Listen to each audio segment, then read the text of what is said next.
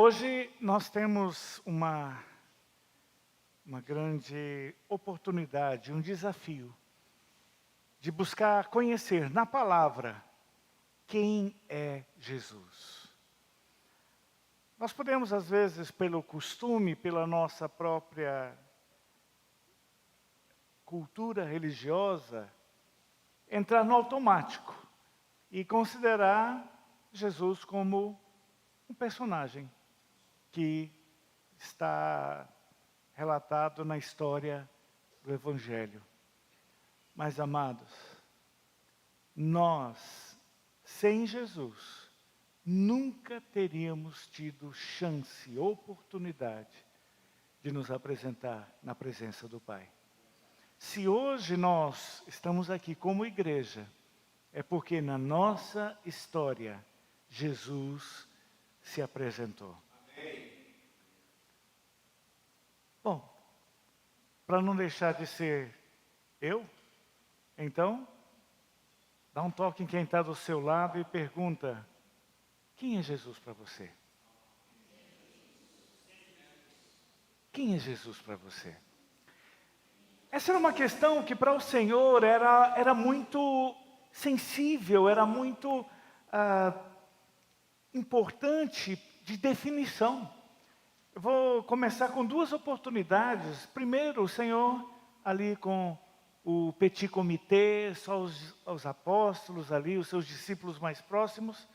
O Senhor chega para eles e pergunta assim, lá em Mateus 16, eu vou usar a NVT. Ele, quando chega à região, Mateus 16, a partir do 13, quando Jesus chegou à região de Cesareia de Filipe, ele perguntou aos seus discípulos: quem as pessoas dizem que o Filho do Homem é? Aí eles vão falando, alguns dizem que é João Batista, outros que é Elias, outros que é Jeremias, ou um dos profetas. O Senhor, Ele nunca vai se contentar com o que está nas trend toppings. Ele não vai querer saber o que está bombando na rede. Ele quer saber, e você? E você? Quem vocês dizem que eu sou? Eu não quero saber da multidão, eu não quero saber da impressão geral, eu quero saber de vocês que estão vivendo comigo, que estão andando comigo. Quem vocês dizem que eu sou? E aí naquele momento, Pedro, inspirado pelo Espírito, ele declara: o Senhor é o Cristo, o Filho do Deus vivo. Aí quando a gente vai lá mais na frente um pouquinho, em Mateus 22, ainda no mesmo Evangelho, a partir do versículo 41, o Senhor também aproveita a oportunidade para perguntar para os que estavam ali tentando testá-lo, tentando apanhá-lo em alguma situação de falta ou alguma contradição com relação aos ensinos que haviam sido transmitidos de geração em geração. Aí Mateus 22, 41 diz: então, rodeado pelos fariseus, Jesus fez a seguinte pergunta: o que vocês pensam do Cristo? Com os discípulos, ele perguntou: o que vocês têm visto em mim? Qual é o impacto que eu tenho gerado na consciência de vocês, na vida de vocês? O que vocês acham de mim, deste homem que está vivendo aqui com vocês? Mas agora aqui com os fariseus, o Senhor não ia começar falando da figura dele. O Senhor começou falando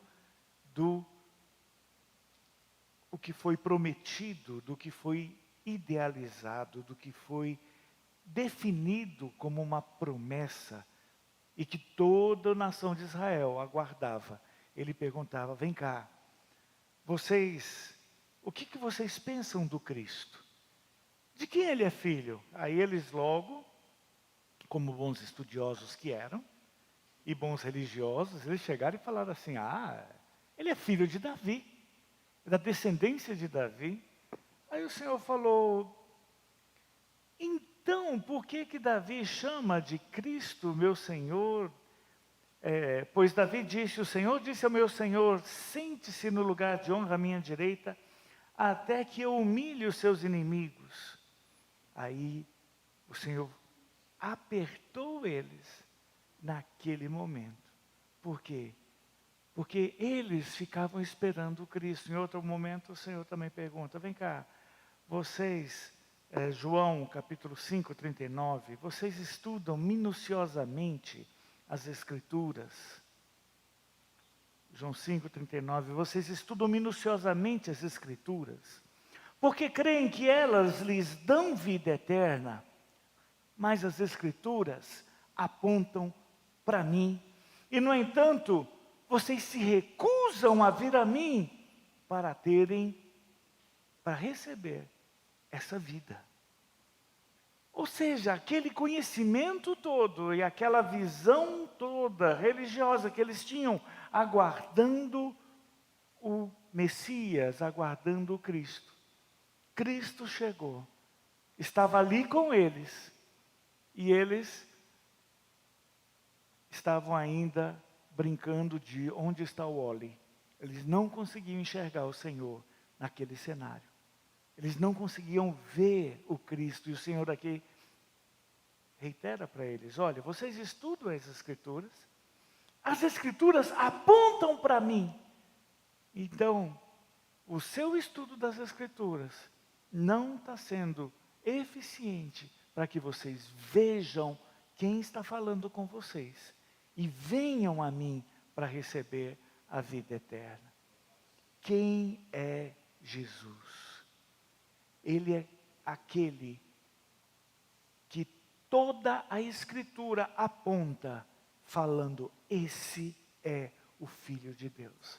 Esse é a promessa de Deus para você e para mim. Essa é a solução do problema da humanidade. Jesus é aquele que dá vida.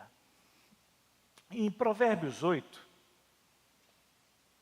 a gente começa então, vamos ver se as Escrituras falam desse Jesus, vamos ver algumas citações que nos apontam onde Jesus foi citado, onde Jesus foi indicado e que deveriam já ter a sua consciência sensibilizada para entender e perceber quem era. Bom, Provérbios 8, a partir do 23, começa dizendo, o Senhor fala aqui sobre a sabedoria. Lá no 17, fala, amo os que me amam e os que me procuram, certamente me encontrarão. Por certo, me encontrarão. No 22, o Senhor me estabeleceu desde o princípio, antes de criar qualquer outra coisa, fui designada desde eras passadas, logo no início, antes de a terra existir. Nasci antes que os oceanos fossem criados, antes que a água brotasse de suas fontes. Nasci antes de serem formados os montes, antes de existirem as colinas. Quando ele ainda não havia feito a terra e os campos, nem o primeiro punhado de terra, eu estava lá. Quando ele estabeleceu o céu, quando traçou o horizonte sobre os oceanos, estava lá quando ele pôs as nuvens do alto, quando estabeleceu as fontes nas profundezas da terra. Estava lá quando ele determinou os limites do mar para que não avançasse além de suas divisas. Quando ele demarcou os alicerces da terra, eu estava ao seu lado como arquiteta. Eu era sua alegria constante, sempre exultando em sua presença. Como me alegrei com o mundo que ele criou, como exultei com a humanidade. Aqui, no versículo 12 fala, eu, a sabedoria, moro com a prudência, sem onde encontrar o discernimento, o conhecimento. Aqui está falando da sabedoria, que a sabedoria estava já com Deus, quando tudo foi preparado. Então, a primeira coisa que nós precisamos perceber, eu vou dar já um spoiler aqui, ó, sabedoria é Jesus, tá? A gente vai ver daqui a pouco lá em Coríntios, mas só para você entender e já tomar o primeiro elemento para a nossa consideração nessa noite. O Senhor é aquele que prepara todo o ambiente. Nada acontece longe das determinações, dos propósitos, da ação de Deus. Nós temos, às vezes, ventos fortes, ondas elevadas, um mar que engole barcos, que engole pessoas, mas nós temos alguém que coloca um limite e diz: você não passa daqui. Aqui, nessa praia, é onde você vai reduzir o seu impacto. E aí você pensa, mas o Senhor, para fazer uma coisa grandiosa assim, Ele precisa usar um meteoro, uma grande montanha. Não. O Senhor, para poder colocar limites para o mar, Ele usa grãozinho de areia. Sabe, isso é só para dizer para o mar, ó, não estou nem aí para a sua força, não estou nem aí para o seu ímpeto. Esses grãozinhos de areia são suficientes para dizer: daqui você não passa. Este é o limite que eu impus a você. Antes da criação do mundo, o Senhor já estava tomando o pé de todas as coisas, para que, quando a nossa história começasse a ser escrita, tudo Ele já estivesse preparado para nós. Quando você vai lá para 1 Coríntios 1:30, e aí é a conexão desse spoiler. 1 Coríntios 1:30 diz: foi por iniciativa de Deus que vocês estão em Cristo Jesus, que se tornou a sabedoria de Deus em nosso favor, que nos declarou justos diante de Deus, nos santificou e nos libertou do pecado. 1 Coríntios 1:30. Na NVT.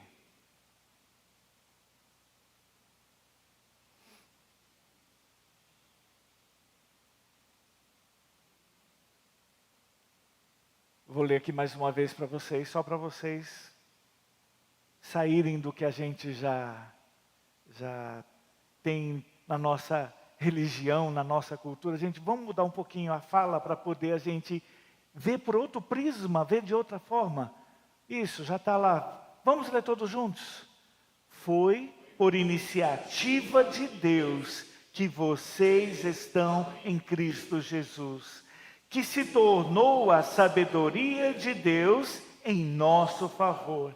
Nos declarou justos diante de Deus, nos santificou e nos libertou do pecado. Foi iniciativa de Deus. A gente costumava desfrutar, mas vós sois dele em Cristo Jesus. Agora aqui a gente está dando uma outra prisma. Foi iniciativa de Deus. Quem é você na fila do pão celestial? Que pudesse chegar na presença de Deus e se apresentar. O que você teria para apresentar? Nada. Foi por iniciativa de Deus. Foi Jesus que preparou um caminho para que você pudesse entrar na presença do Pai.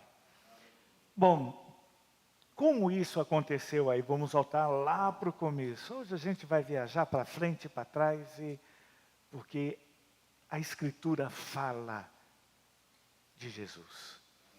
Gênesis 1, A partir do primeiro versículo diz: no princípio criou Deus os céus e a terra. A terra, porém, era sem forma e vazia. A escuridão cobria as águas profundas e o Espírito de Deus se movia sobre a superfície das águas. Então Deus disse: haja luz, e houve. E Deus viu que a luz era boa e separou a luz da escuridão. Deus chamou a luz de dia, a escuridão de noite, e a noite passou e veio a manhã, encerrando o primeiro dia. Irmãos, naquele caos, essa frase é a frase mais romântica para nós começarmos o nosso conhecimento de Deus. A noite passou. Para quem estava no ambiente de caos, de trevas sobre a face do abismo, agora você vê que Deus chega e diz: haja luz. E o resultado é que a nossa noite passou e surgiu um novo dia. Louvado seja o Senhor. E o que trouxe esse novo dia? O falar de Deus, a palavra de Deus. E quando você vai lá também para o início do Novo Testamento, ali em João, capítulo 1, versículo 1, no princípio, aquele que é a palavra já existia. A palavra estava com Deus e a palavra era Deus. Ele existia no princípio com Deus e por meio dele, Deus criou todas as coisas. E sem ele, nada foi criado. Aquele que é a palavra possuía vida e a sua vida trouxe luz a todos. A luz brilha na escuridão e a escuridão nunca conseguiu apagá-la. 14. Assim, a palavra se tornou ser humano, carne e osso, e habitou entre nós. Ele era cheio de graça e verdade, e vimos a sua glória, glória do Filho único do Pai. Aquele que era a palavra. Uma palavra que tem luz e que essa luz gera vida. Ele se apresentou e se tornou igual a gente. Para poder você olhar para ele e falar: uau, eu me vejo em você. Ele pode chegar, colocar a mão no ombro e falar, como diz o Thaler: meu brother, eu sei o que você está passando. Eu entendo o que você está passando. Porque não há nada que nós tenhamos passado que ele já não tenha experimentado. E que ele já não tenha vencido sendo homem. Esse é Jesus. Quem é Jesus para você? Ele é o Redentor prometido. Voltando lá para Gênesis, a gente vê que, uau, ia ser um best-seller de história se nós tivéssemos, a partir ali de Gênesis, já ir direto para Apocalipse 22, para viver a eternidade com o Senhor, criados à imagem e semelhança de Deus. O Senhor derramou luz em nossas trevas. O Senhor transformou a nossa história, encontrou o nosso caos e nos disse: haja luz. E nasceu um novo dia para nós. A noite passou. Só que,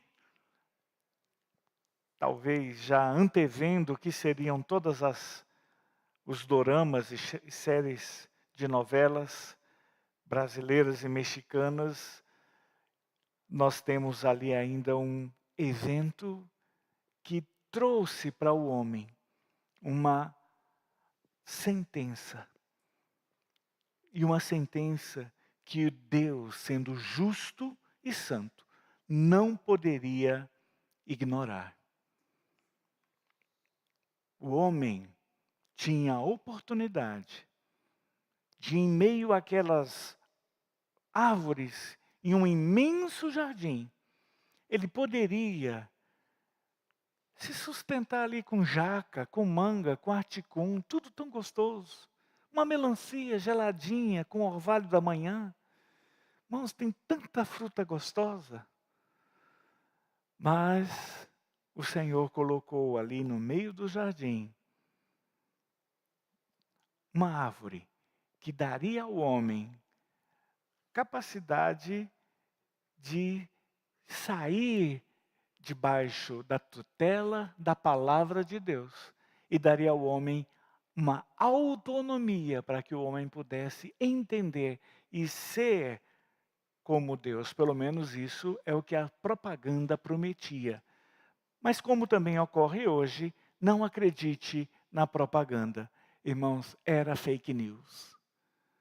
Era fake news. O primeiro fake news da história foi ali no Jardim do Éden. Venderam para Eva uma situação. Eva fez o pedido, entregaram ali, o Mercado Livre entregou ali na hora, ela pegou, abriu o pacote e botou na despensa de casa. E o homem, que em primeiro lugar nunca deveria ter saído do lado dela, porque o Senhor entregou o jardim para os dois cultivarem e guardarem. Mas em algum momento ele saiu e deixou a bichinha sozinha lá, e naquele momento em que ela estava isolada, aí entrou o vírus no WhatsApp dela. Aí roubaram a conta, roubaram a esperança, roubaram a alegria e colocaram um trojan lá dentro, um cavalo de Troia que gera morte. Todos pecaram e carecem da glória de Deus. A partir daquele momento, o homem que tinha sido criado à imagem e semelhança de Deus, para ser a expressão de Deus na terra, agora expressava o inimigo de Deus. Então, a decisão que Deus tomou ali em Gênesis 3 é: este homem não pode mais ter acesso à árvore da vida. Porque se esse homem pecador tiver uma vida eterna, não haverá mais como resgatá-lo. Não haverá mais como resolver esse problema, porque eu coloquei num produto que se tornou agora corrompido a porção de eternidade. E aí o Senhor falou assim: não. Se ele errou e o salário deve ser pago a quem trabalhou, então ele vai receber. E o salário do pecado é a morte. E o homem passou a ter uma limitação. Irmãos, graças a Deus, porque nós temos uma limitação. Imagina ficar errando pela eternidade. Ficar num círculo vicioso de erros e erros e erros, e você não conseguindo colocar um fim naquilo. Mas Deus, sendo rico em misericórdia, Ele chegou aqui em Gênesis 3, versículo 15, Ele declara: farei, aqui o Senhor está conversando com a serpente, o Senhor começou ali de baixo para cima e começou falando ali, ó. Farei que haja inimizade entre você e a mulher, entre a sua descendência e o descendente dela. Ele lhe ferirá a cabeça e você lhe ferirá o calcanhar. Aqui o Senhor já estava declarando para a serpente, que foi por meio de quem a divulgação das fake news ali no Jardim do Éden começou. Então aqui o tribunal já chegou e já cortou logo na hora. Você é a fonte dessa informação defeituosa, dessa informação falsa. O homem não se torna igual a Deus por conhecer o bem e o mal. Pelo contrário, o homem se afasta e se isola de Deus. E agora o homem pecador não tem mais direito nem acesso ao Deus Santo, porque O homem ofende Deus com a escolha que ele fez e com quem ele expressa agora. Naturalmente, ele expressa o inimigo de Deus. E aí, então, nós recebemos aqui já uma promessa. A promessa é que haverá um descendente. E esse descendente, ele vai esmagar a cabeça da serpente. Vai ser ferido? Sim, vai. Não foi fácil. Teve dor. Teve sofrimento. Mas o descendente prometido ia cumprir a sua função, que é esmagar a cabeça da serpente. Porque a melhor forma de você cortar digamos assim, uma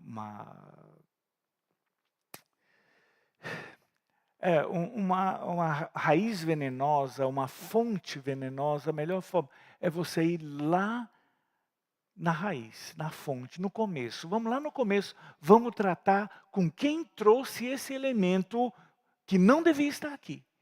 Não devia. Então, vamos começar tratando com a serpente. E o remédio para a serpente aqui foi calcanhar do descendente.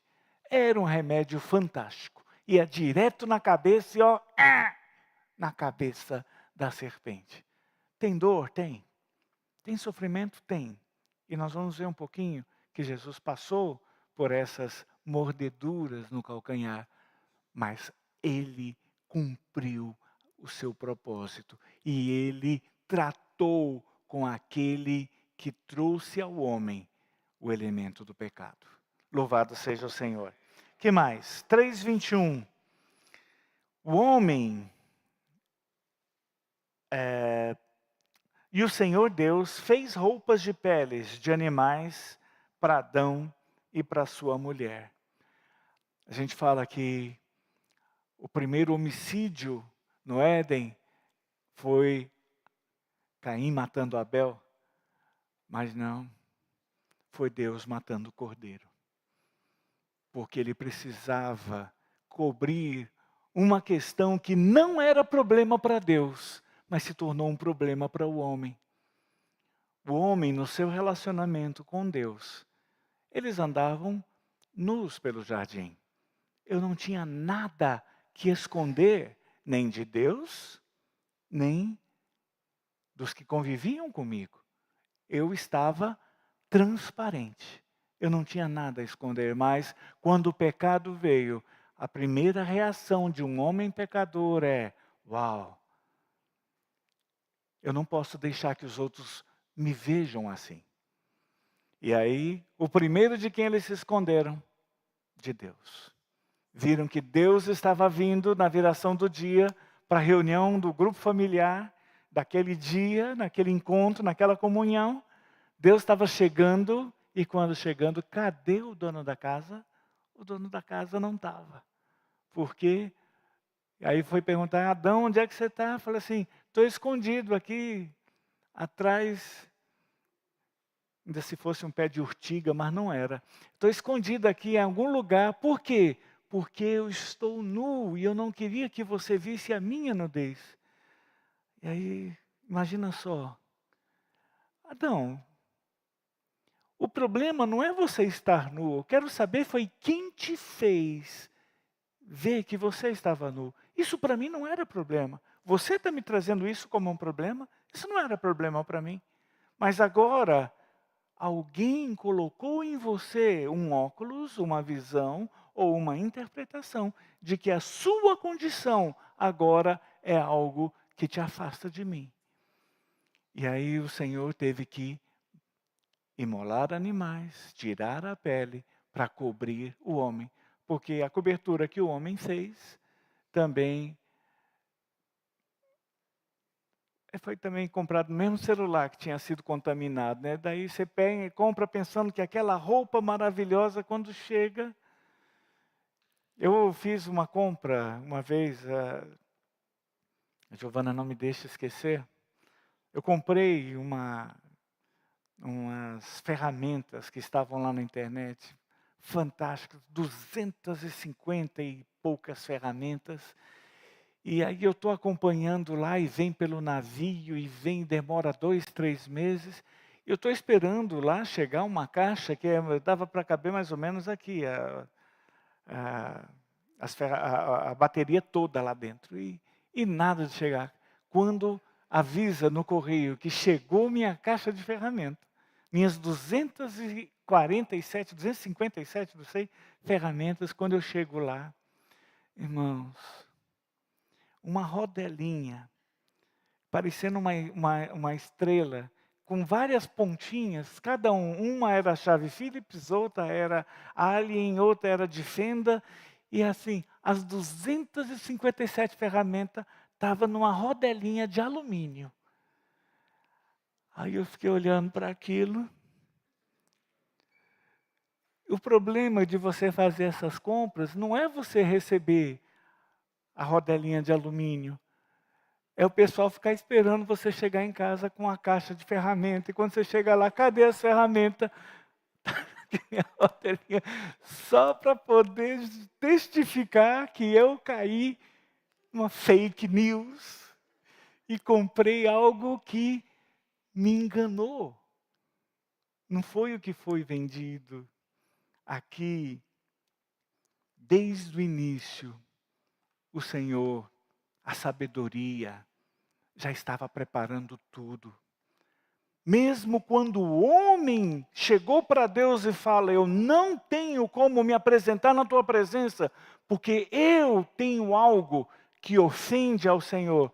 Aí Deus fala, mas o que está me ofendendo? Não, eu estou nu. Fala assim, esse que é o teu problema? Vamos resolver esse problema. Pega aqui a ovelhinha, corta, tira a pele, pronto. Porque ele tentou fazer suas vestes com peles de folhas de figueira, e a folha de figueira não resistiu ao teste do tempo, ao teste da noite. No outro dia, depois que acorda, tudo aquilo que eu passei o dia todinho costurando ontem, para amanhã já não vai servir mais. Por quê? Não passa no teste do travesseiro. Não suporta o tempo. Aí o Senhor, ele já antevia que o homem precisaria de não ter desculpas para se encontrar com ele.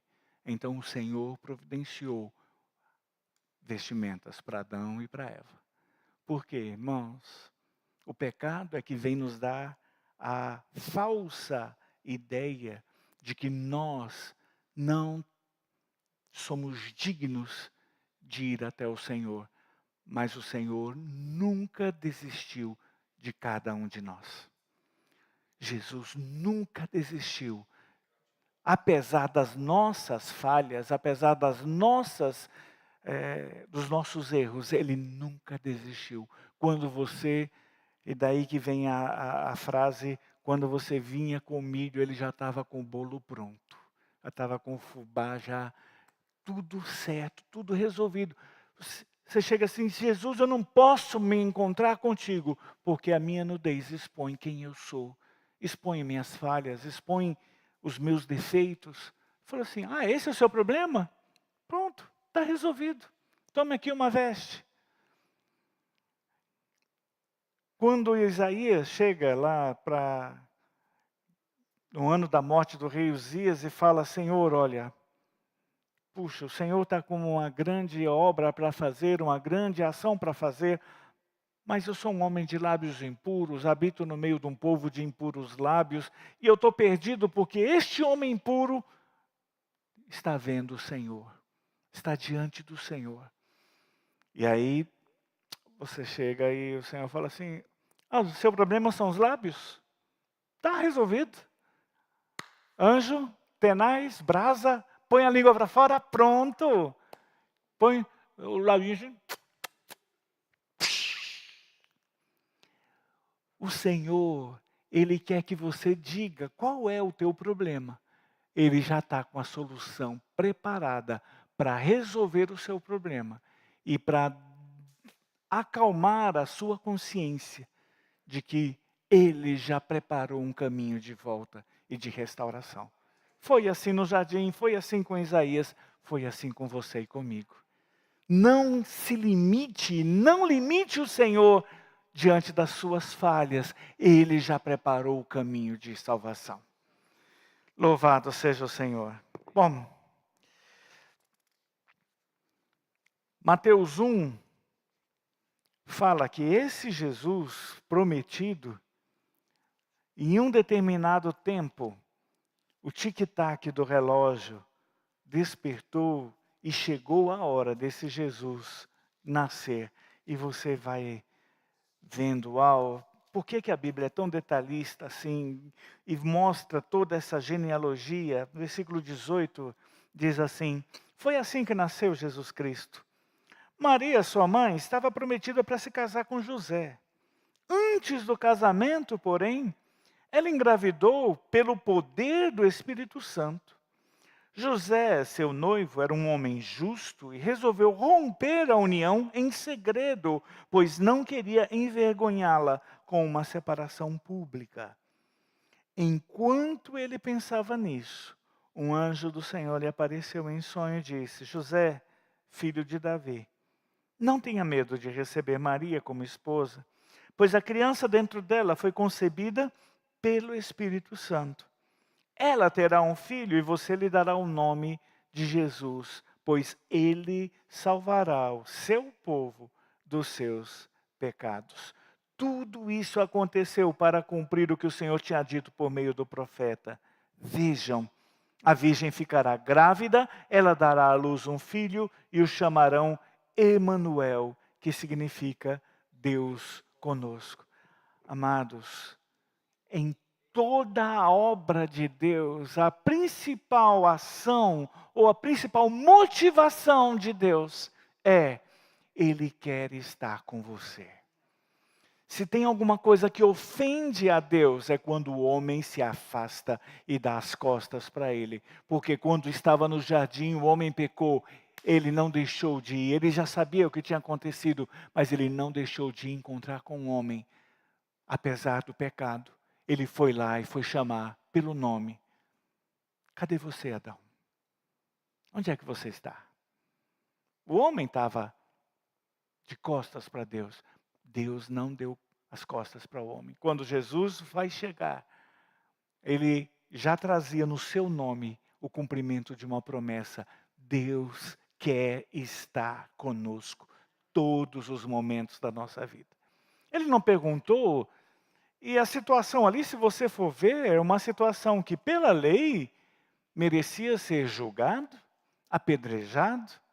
Maria, pela lei, deveria ser condenada porque uma gravidez fora do casamento é adultério. Então, sendo adultério, as normas já estão previstas. É pedra, é tudo. Mas José falou assim, ó, não vou mexer com isso não.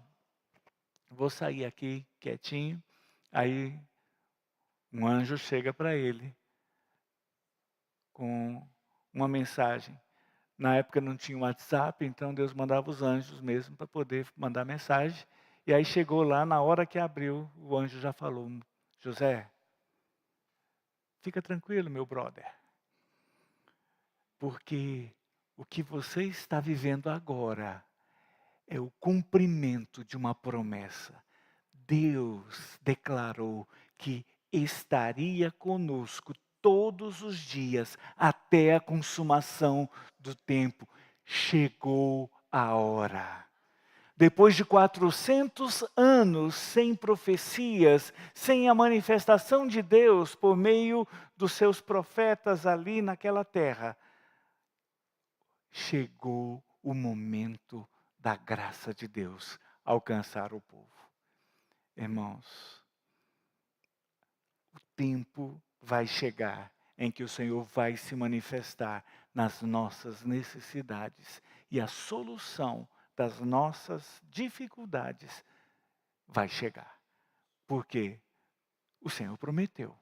E se tem uma coisa que o Senhor Ele é fiel em todas as suas promessas. Só que esse Jesus encontrou o quê? Encontrou um homem com anos e milênios já corrompido. Romanos 6, a partir do 6, diz assim: sabemos que a nossa velha natureza humana foi crucificada com Cristo, para que o pecado não tivesse mais poder sobre a nossa vida e dele deixássemos de ser escravos. Pois quando morremos com Cristo, fomos libertos do poder do pecado. Então, uma vez que morremos com Cristo, cremos que também com Ele viveremos.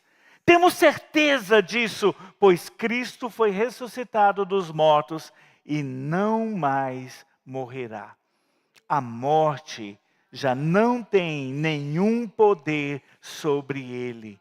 Quando ele morreu, foi de uma vez por todas para quebrar o poder do pecado. Mas agora que ele vive, é para a glória de Deus.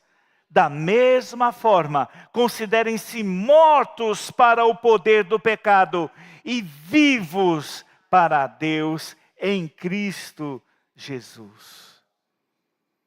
Vivos em Cristo. O homem era prisioneiro da sua própria escolha, da sua própria ação. Os resultados da sua semeadura foram colhidos geração após geração. Mas quando Cristo veio, Ele não veio apenas nos dar oportunidade de ter uma sobrevida maior, uma vida mais longa. Não, Ele veio quebrar as cadeias que nos impunham a obrigatoriedade de morrer. Ele fala assim: você não precisa ficar com medo da morte. Você não precisa ficar com medo dessas cadeias. Por quê? Porque você já morreu comigo. Agora, depois de ter morrido comigo você também ressuscitou. E a vida que eu recebi, agora eu partilho essa nova vida com cada um de vocês. Então, hoje, não sou mais escravo do medo. Não somos mais escravos do pecado. Podemos pecar ainda? É verdade. Ainda podemos pecar. Ainda estamos nesse mundo. Os nossos membros ainda estão contaminados de fábrica. Mas haverá um dia em que o Senhor nos transfigurará e nos dará um novo corpo. E esse novo corpo expressará, sem nenhuma interrupção, sem nenhuma outra influência, a beleza de Deus, e a santidade, e a justiça, e a glória de Deus. Não haverá naquele dia mais preocupações, porque o Senhor resolverá e virará definitivamente a página dessa natureza contaminada. E nós teremos pela eternidade o desfrute da glória de Deus. Aleluia. Uau. Deixássemos de ser escravos, fomos libertos do poder do pecado. Efésios 1. Aqui o Senhor fala que a gente examina a Escritura e a Escritura fala dele. Então a gente vai viajar em várias porções que vão mostrar o que Cristo fez por nós. Efésios 1, a partir do versículo 4, diz: mesmo antes de criar o mundo, Deus nos amou e nos escolheu em Cristo para sermos santos e sem culpa diante dele. Vamos declarar todos juntos esse versículo? Mesmo antes de criar o mundo, Deus nos amou e nos escolheu em Cristo para sermos santos e sem culpa diante dele. Olha só, ele nos predestinou para si, para nos adotar como filhos por meio de Jesus Cristo, conforme o bom propósito de sua vontade.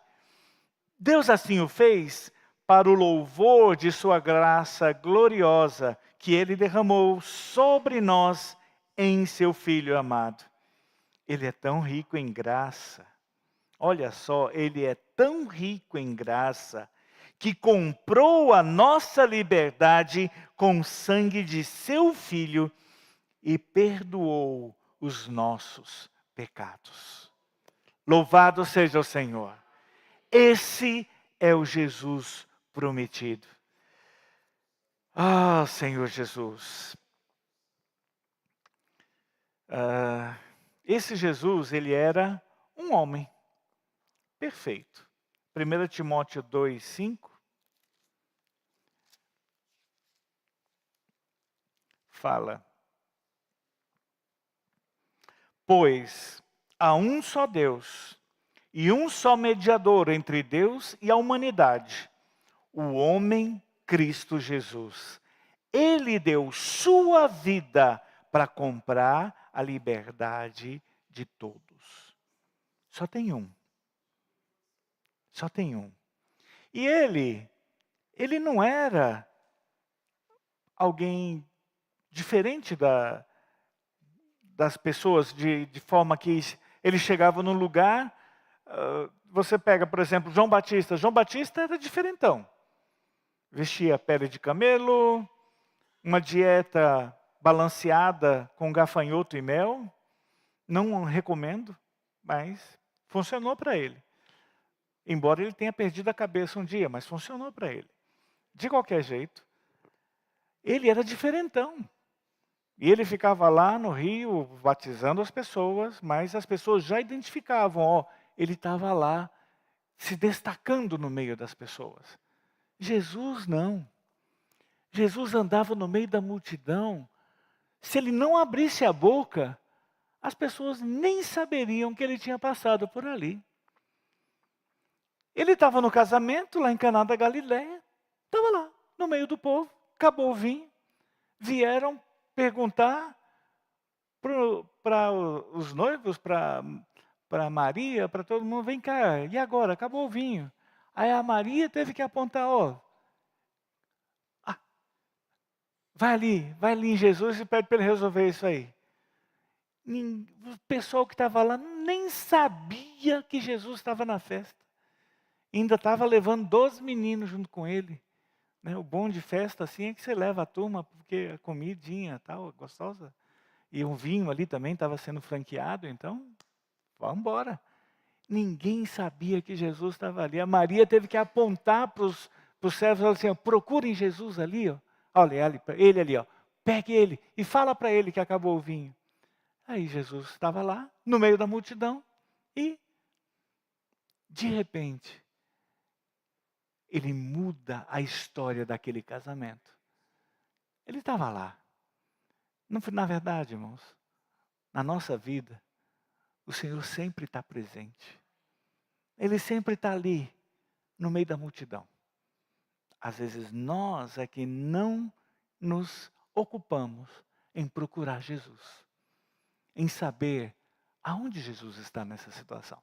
Mas ele sempre esteve lá. É uma promessa dele, e ele é fiel em suas promessas.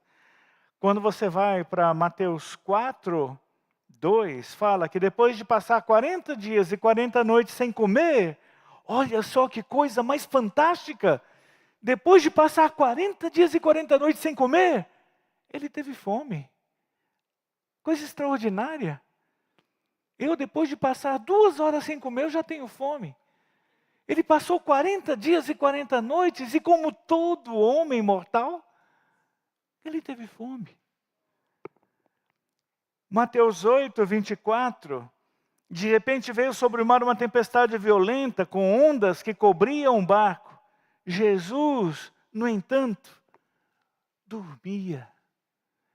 Irmãos, ele tinha fome, ele dormia. João 19:28 Jesus sabia que a sua missão havia terminado e, para cumprir as Escrituras, disse: estou com sede. Ele, com os braços e os pés cravados sobre a cruz. Ele não podia ir lá no filtro pegar um copo d'água, ele estava preso. Precisou vir um guarda com uma esponja molhada para poder molhar a boca dele, porque o objetivo da cruz era uma morte lenta e dolorosa. Mas o Senhor ali naquele processo estava com sede. Irmãos, igual você, igual eu. Sede, fome, sono. Ele era um homem perfeito. Ele não era um ser sobrenatural que tinha lá umas cartas escondidas debaixo da manga e daí de repente ele tirava. Não, quando ele usava, quando ele multiplicou os pães, ele multiplicou para alimentar a multidão.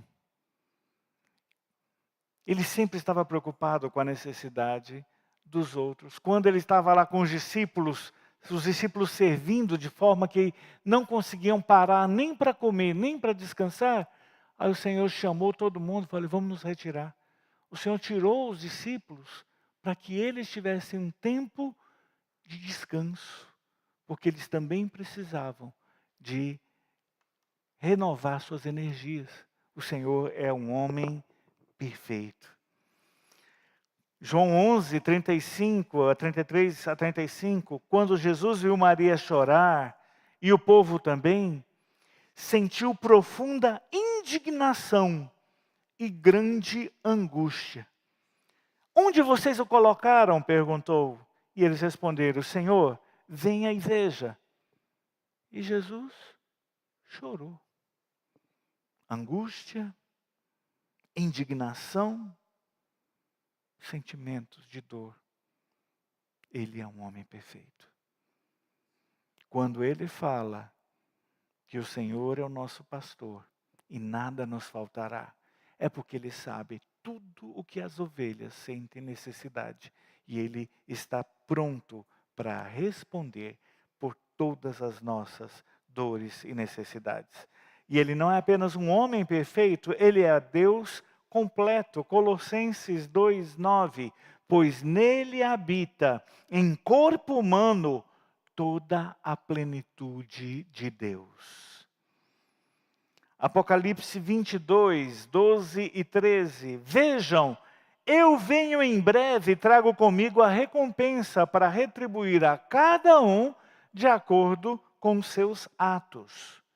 Eu sou o Alfa e o Ômega, o primeiro e o último, o princípio e o fim. Nada acontece que não esteja no intervalo daquilo que Jesus, como Deus, é.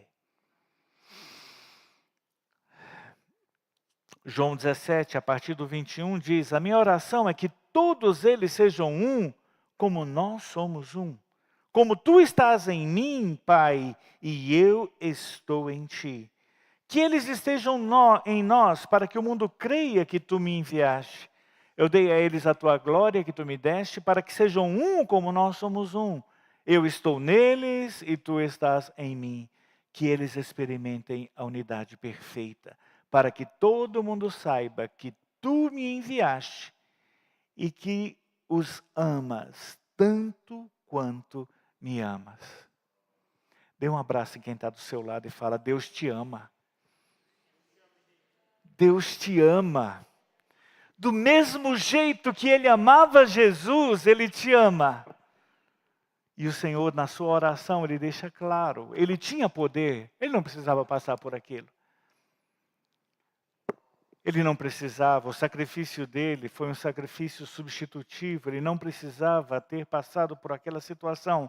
Ele escolheu passar por sua causa, por minha causa. Isaías 52, 14 diz: muitos, porém, ficaram espantados quando o viram. Seu rosto estava tão desfigurado que mal parecia humano. Por seu aspecto, quase não era possível reconhecê-lo como homem. E no 53, quem creu em nossa mensagem?